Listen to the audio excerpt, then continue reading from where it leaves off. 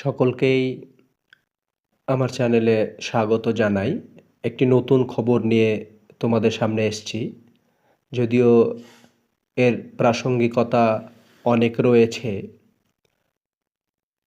আপনারা যারা রোজ ভ্যালি কোম্পানিতে টাকা রেখেছেন তাদের জন্য গুরুত্বপূর্ণ কিছু খবর এসেছে, যেটা চাই যে সবাই তথ্যটা জানুক। এতে করে অনেকেই টাকা রেখেছে, টাকাটা কিছুটা হলেও যদি ফেরত পাওয়া যায় তাহলে অনেক খেটে খাওয়া শ্রমজীবী মানুষদের অনেক উপকার হয়। আমরা জানি অনেক দিন আগে রোজ ভ্যালি কোম্পানি সকলের টাকা আত্মসাৎ করে আমাদের ভারতবর্ষ ছেড়ে চলে যায়। এতে করে অনেক মানুষের ব্যাপক হারে অসুবিধা হয়, অনেক টাকা লস হয়ে যায় এবং অনেক পরিবার পথেও বসে যায়। এই আশায় টাকা রেখেছিল যে টাকাটা হয়তো সঞ্চিত অবস্থায় থাকবে, পরবর্তীতে টাকাটা হয়তো কিছুটা বাড়বে এবং পরিবারের সুবিধা হবে। কিন্তু সেই টাকা মানুষ তো আশা ছেড়েই দিয়েছে যে সেই টাকা পাবো কি না বা সেই টাকার কোনো খবর আছে কি না। তবে রোজ ভ্যালি টাকা পাওয়ার জন্য, ফেরত পাওয়ার জন্য একটা গুরুত্বপূর্ণ খবর কলকাতা হাইকোর্ট থেকে উঠে এসছে। আমি পুঙ্খানুপুঙ্খভাবে বলবো, তোমরা প্রথম থেকে শেষ পর্যন্ত দেখবে। আর অবশ্যই এই খবরটা সবার মাঝে যত পারা যায় শেয়ার করে দেবে, যাতে করে সকলেই কাছে এই তথ্য পৌঁছে যায় বা এই খবর পৌঁছে যায় এবং যাদের টাকা চলে গেছে বা টাকা মেরে নেওয়া হয়েছে তাদের যাতে অনেক সুবিধা হয়। তাহলে প্রথমেই যেটা আছে যে আপনি কি রোজ ভ্যালি কোম্পানিতে টাকা রেখেছেন, তাহলে ভিডিওটি অবশ্যই দেখবেন। আমি প্রথম থেকে পড়ছি, দেখো কি রয়েছে। যে রোজ ভ্যালি অ্যাসেটস ডিসপোজাল কমিটি, একটা কমিটি গঠন করা হয়েছিল।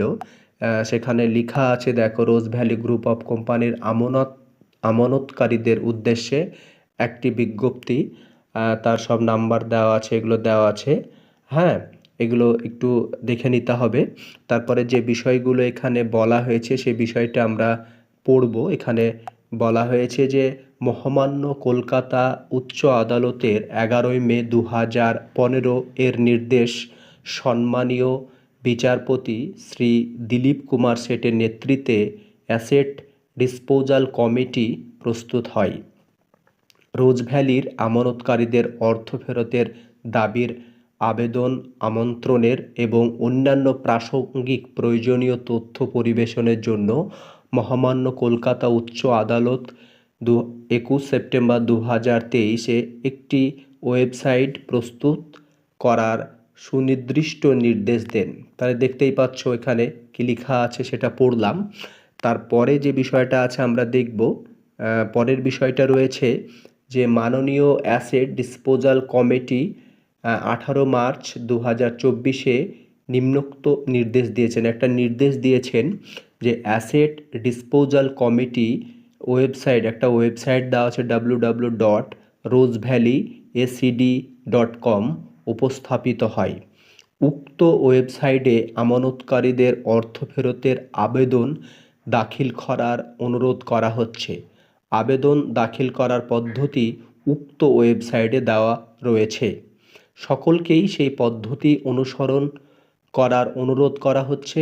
আবেদনের নিরীক্ষা ও যাচাই করে এর সাপেক্ষে অর্থ ফেরতের প্রক্রিয়া কার্যকর হবে। কলকাতা মার্চ 2024, 24শে মার্চ আদেশ অনুসারে এখানে এটা কলকাতা যে হাইকোর্ট উচ্চ আদালত রয়েছে, বিচারপতি শ্রী দিলীপ কুমার সেটের নেতৃত্বে এই যে কমিটি প্রস্তুত করা হয়েছিল, সেই কমিটির মধ্যে দিয়ে এই খবর উঠে এসছে। তোমরা খবরটা পুরো দেখতে পেলে।